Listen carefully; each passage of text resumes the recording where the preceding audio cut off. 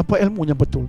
Kadang-kala bila kita sampaikan benda salah, orang pegang dan orang percaya. Saya teringat ada seorang sahabat saya yang berkahwin dengan orang Indonesia. Dia balik pergi Indonesia baru-baru ini. Dia balik ke kampung sana dan dia tengok di kampung itu masih lagi mempercayai bahawa Khamis malam Jumaat roh orang mati balik.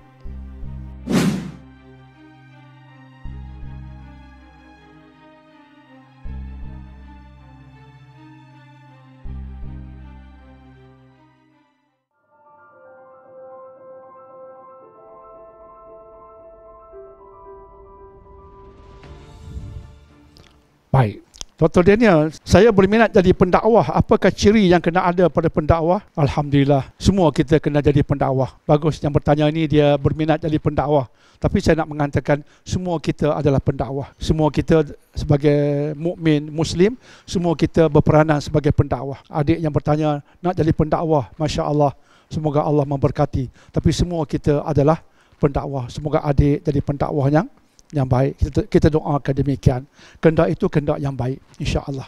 Insya-Allah. Para ulama memang bahas bab dakwah dan bahas tentang ciri pendakwa, apa ciri yang kena ada pada orang yang nak menyeru. Dalam kitab Ihya Ulumuddin bab dakwah, Imam Ghazali berikan tajuk Al-Hisbah. Al-Hisbah. Al-Ghazali dalam konteks dakwah, Al-Ghazali gunakan kalimat Al-Hisbah. Al-Hisbah itu singkatan bagi mengajak pada ma'ruf, mencegah kemungkaran. Panjang cerita tentang Al-Hisbah oleh Al-Ghazali ini. Tapi nak menjawab soalan adik ini, ciri pendakwah. Ada satu bab tentang ciri pendakwah.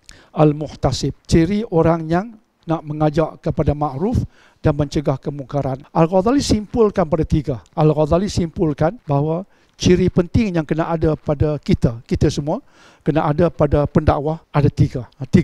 Adik take note. Ciri yang pertama ialah ilmu. Pendakwah kena ada ilmu, bukan sekadar air liur. Dan ilmu itu pula ilmu kebenaran. Jika nak berdakwah berdasarkan agama, nak menyampaikan agama, kena adalah sandaran agama yang betul. Yang kita sebutkan awal tadi sebagai Al-Quran dan juga As-Sunnah dengan menggunakan metodologi yang betul. Itu kena ada ilmu. Dan ilmu ini kita kena kaji non-stop. Bukan sekadar seminggu sekali ikuti kelas, tak. Kena ada di rumah kita kitab tafsir Al-Quran. Saya galakkan tuan-tuan perempuan beli tafsir Al-Azhar supaya boleh baca sendiri setiap hari. Kemudian dari tafsir juga boleh kita buat catatan, ulang kaji, baca buku-buku lain. Dengar penceramah yang baik yang lain, silakan. Belajar dari ramai orang, silakan.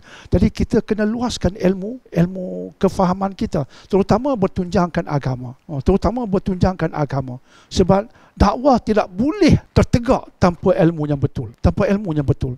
Kadang-kala bila kita sampaikan benda salah, orang pegang dan orang percaya. Saya teringat ada seorang sahabat saya yang berkahwin dengan orang Indonesia. Dia balik pergi Indonesia baru-baru ini. Dia balik ke kampung sana dan dia tengok di kampung itu masih lagi mempercayai bahawa Khamis malam Jumaat roh orang mati balik. Mereka mempercayai itu. Di kampung itu mereka mempercayai hari Khamis malam Jumaat kita baca Yasin surah Al-Kahfi, mereka mempercayai malam itu roh tok nenek mereka yang mati itu balik. Jadi sahabat saya beritahu di rumah saudaranya itu mereka letak kopi, segelas kopi malam Jumaat tak kopi. Maka dia tanya, kopi ni untuk siapa? Untuk roh nak balik, tak pergi balik dia boleh minum.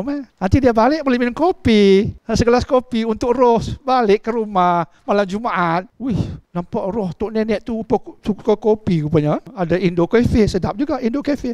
Jadi sikit punya merepek ke agama ya. Cik kan ni, punya merepeknya agama. Tapi bila ada tok guru yang okey ya benda tu, cara faham dia salah, maka dia menjadi kepercayaan yang meluas. Ilmu tuan-tuan dan perempuan. Apatah lagi nak ubah masyarakat yang ada budaya, adat yang salah, tidak mudah. Tapi kena sabar. Okey. Yang kedua, kena ada warak. Warak. W-A-R-A-K. Warak. Ejaan Melayu tu pun tak tepat. K tu patutnya ain. Warak. Kalau W-A-R-A-K, warak. Tak apa tepat. Cikgu Amir, dia warak. Waw, ra, ain. Warak.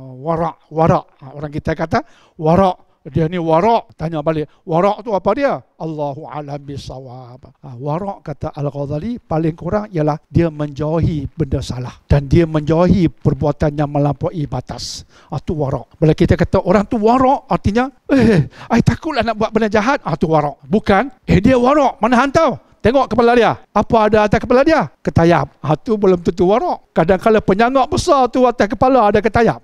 Jaga. Jadi warak ni bukan tengok ketayap atas kepala, tapi tengok cara hidup dia. Dia tidak menyukai benda salah dan dia tidak melampaui batas. Nombor 3, kata Al-Ghazali, kena ada pada pendakwah. Nombor 3, akhlak mulia. Antara akhlak mulia, sabar, amanah, jujur, insya-Allah. Jadi untuk adik, untuk saya, untuk kita semua, itulah 3 ciri pendakwah yang kena ada pada kita. Contoh